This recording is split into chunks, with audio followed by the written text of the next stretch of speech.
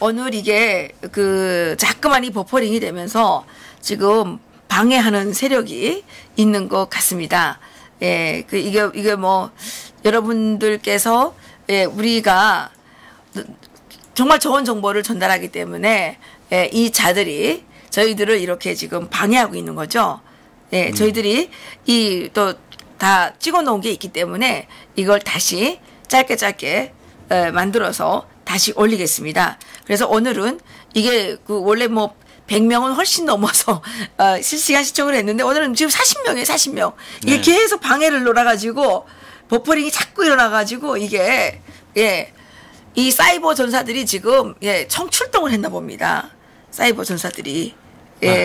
뭐 요새는 뭐 북한에서 방해를 하는지 남한에서 뭐 한국에서 방해를 하는지 도무지 이해를 못 하겠습니다. 한국에서도 방해를 할 수도 있겠죠. 예, 유튜브 같은 거 뭐. 아니 근데 진짜 웃기는 게 지금 정권은 KBS, MBC 지금 다 점령했잖아요. 다 점령했는데 그것도 부족해가지고 유튜브 만든다 그러고 또 청와대도 유튜브 만든다 그러고 너무 웃기는 거 아니에요? 예, 제가 요거 하나만 좀 소개해드리고 싶어서 좀 그럽니다. 박지원 의원께서 페이스북에 이런 글을 올리셨네요. 선혜원 의원께서 저에게 말씀하실 때 적산 가옥에서 태어나 목포의 적산 가옥을 매입 운태 후 살겠다며 조카도 구입했다고 말씀했습니다. 폐허되어 가는 구도심에 집을 샀다 하니 감사했고 문화재청 지정 후 부동산 값이 상승한다 해 구도심 재생에 희망을 가졌습니다. 오늘 밤 보도에 선 의원은 16채를 직간접 보유하고 있다면 예사스러운 일이 아니라고 판단합니다. 아무리 한목적적이라도 절차와 과정이 정당하지 않으면 용납할 수 없습니다. 민주주의 법치국가는 과정도 정당해야 합니다. 예, 박지원 의원 다우십니다. 예, 선 의원 스스로도 목숨, 재산, 의원직을 다 걸겠다고 밝혔습니다. 스스로 검찰 수사를 요청하거나 검찰이 수사를 해야 합니다. 사실이 밝혀져 목포 시민과 국민 의혹이 해소되기를 바랍니다. 목포의 국토부 3건의 도시재생사업, 문화재청 지정사업 1건과 함께 4건 사업의 차질 없는 집행으로 목포 구도심의 발전을 완성시키겠습니다. 이렇게 이제 박지원 의원님께서 이렇게 페이스북에 올리셨어요. 그런데 저는요, 어제 또 뭘 봤냐면요. 그 선혜원 의원께서 지난번에 누굽니까? 신재민 전 사무관을 비난하는 글을 페이스북에 올리셨죠. 그런데 페이스북에 올린 그 선혜원 의원님의 글에다가 선혜원 이름을 바꾸면 딱 이분이 한 행동이더라고요. 보세요. 제가 그래서 페이스북에 저도 올렸어요. 원래 신재민 진짜로 돈을 벌러 이제 뭐 폭로를 했다라고 이렇게 얘기를 했는데, 예, 제가 이렇게 썼습니다. 선혜원 진짜로 돈 느낌표 딱딱딱 벌러 국회의원이 되고 목포의 부동산을 그때는 9개라 그랬어요. 지금 16개죠. 거기다 또 땅도 3군데나 있대요. 16개나 특이에 산 것입니다. 선혜원에게 가장 급한 것은 돈, 부동산입니다. 맞죠? 예. 일확천금을 바라며 이 방법을 택한 것입니다. 이렇게 했는데 제가 국회 문화관광부 여당 간사, 끝발 있죠. 예, 끝발 있죠. 여당 이 방법을 택한 것입니다. 나쁜 머리 쓰며, 이거 이제 선혜원 의원이 쓴 거예요. 나쁜 머리, 신재민 사무관에게 나쁜 머리 쓰며 이렇게 했는데, 나쁜 머리 쓰며 의인인 척 위장하고 순진한 표정을 만들어내며 청산유수로 떠드는 솜씨가 가증스럽기 짝이 없습니다. 여러분 생각되는 거 없습니까? 예. 그러나 지속적으로 막말하고 언론사를 고소하고 기자회견을 자처하며 소란을 피우는 것을 보면 양심의 가책 또는 지훈죄가 만만치 않은 것 같기도 합니다. 제가 이게 올린 건데 여러분들은 어떻게 생각하십니까? 선혜원은 자기 자신을 향해서 침을 뱉은 것입니다. 신재민 사무관은요, 선혜원처럼 비리도 저지르지 않았어요. 젊은 혈기에 너무 국가가 비정상적인, 비양식적인, 비원칙적인 행위를 하기 때문에 두고 보니까 너무 참을 수가 없어서 양심의 자유에 따라 폭로를 한 것입니다. 그런데 선혜원 의원은 뭐예요? 대통령 부인하고 친하다고 온데 뭐 자랑하면서 다녔다면서요. 예? 그리고 문재인 대통령 되니까 6번이나 탈락했던 아버지의 공산당 그 경력에도 불구하고 국가유공자가 돼서 240만 6천 원의 돈을 받게 된다면서요. 예. 그래서 그 대통령 부인을 친구로 두셔서 정말 행복하시겠습니다. 제가 그 소주 중에 처음처럼이라는 소주가 있죠. 이 처음처럼은 신영복 통역당에 가담해서 감옥을 가셨던 분이시죠. 이분이 처음처럼이라는 글을 쓰신 거를 디자인해서 소주에다가 붙였죠. 이것을 디자인한 사람이 선혜원 의원이라고 들었습니다. 저는 이분이 왜 그러셨나? 그게 정말 퀘션이 풀리지 않았는데 오늘 이해했습니다. 그분의 아버지께서 원조 공산당을 공산주의자 활동을 하셨더군요. 그래서 딸이 그 아버지의 유업을 받들어서 신영복, 그분은 북한에서도 아주 중요하게 생각하는 분이셨죠. 그분의 처음처럼이라는 그 글씨체를 상품화를 해서 제가 듣건대는 그 처음처럼 하나를 사 먹으면 거기에 그 광고비 일부를 띄어서 이 혁명 자금으로 뭐 간다고 그러더라고요. 그런 말을 들었어요. 그래서 저는 식당을 하면서 처음처럼 팔기를 아주 꺼려합니다. 왜냐? 내가 팔아주는 이 처음처럼이 혹시라도 대한민국의 공산화에 기여하지 않나. 이런 선혜원처럼 이런 정말 비상식적인 공산주의를 추종하는 이 사람들에게 이 자금줄이 되어 있지 않나.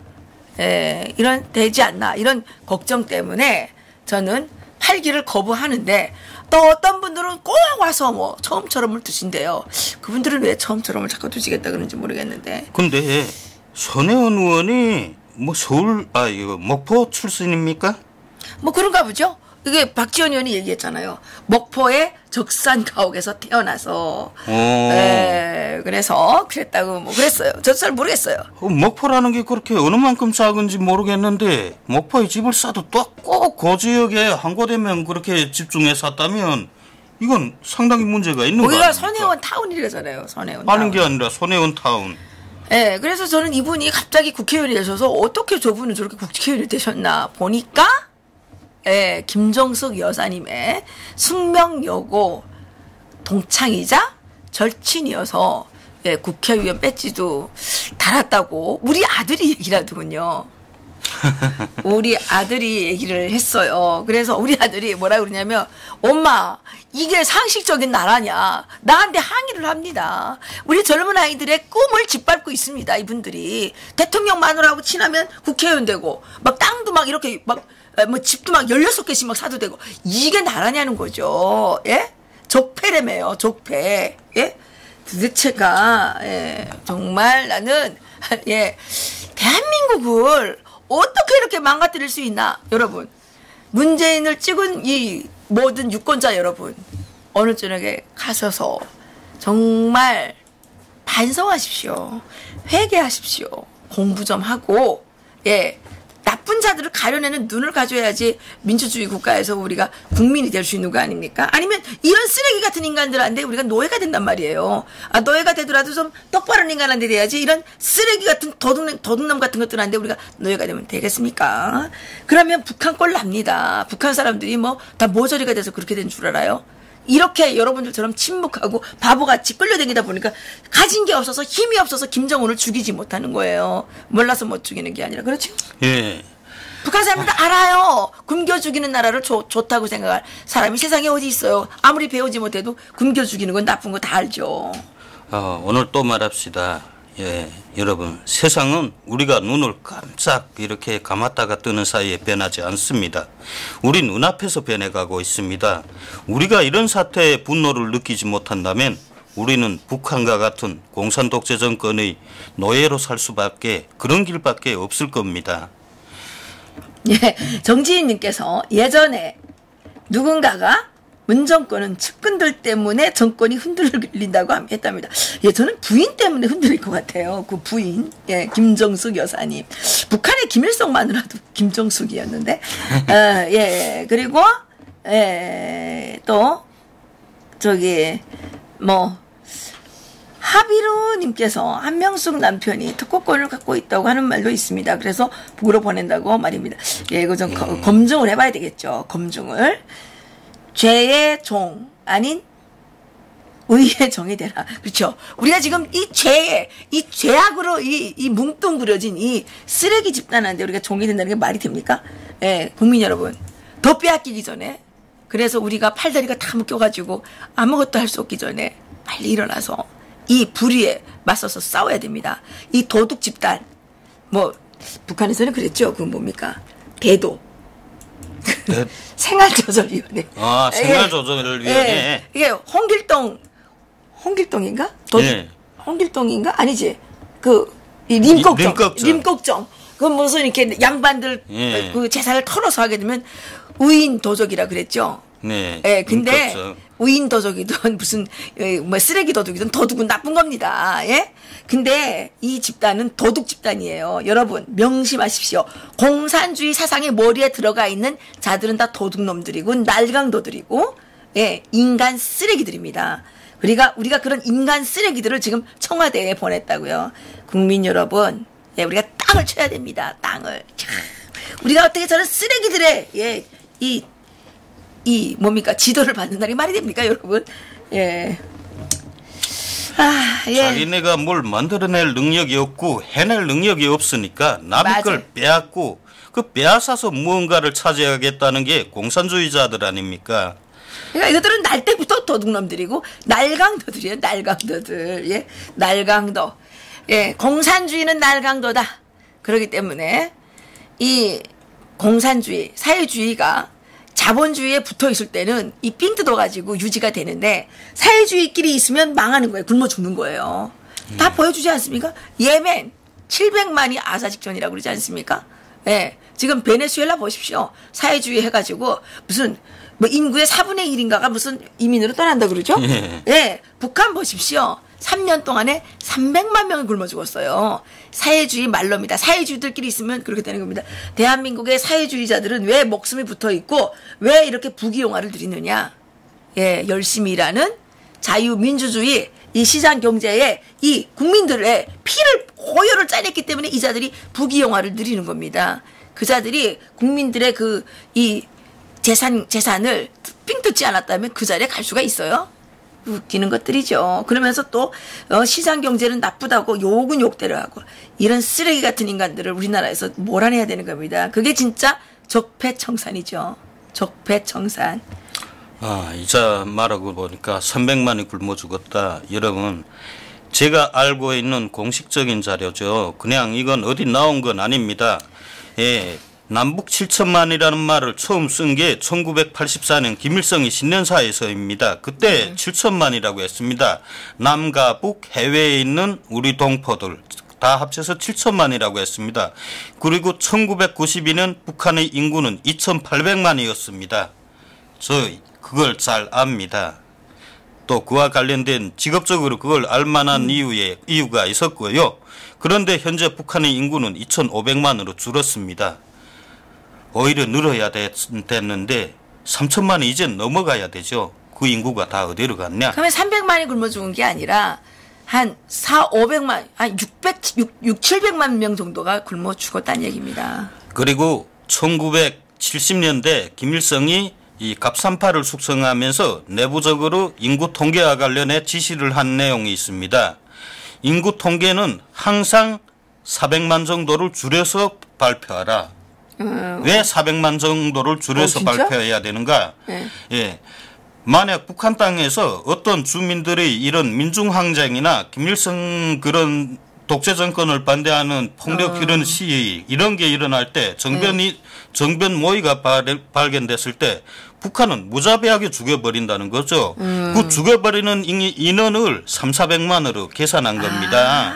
그래서 항상 죽일 거를 항상 3,400만 명을 죽일 거를 예, 염두에 두고 맨날 인구 통계를 거짓말을 보고 있다는 거죠. 하여튼간이 공산당들은 이 거짓말쟁이, 이 쓰레기들입니다. 예, 쓰레기들입니다.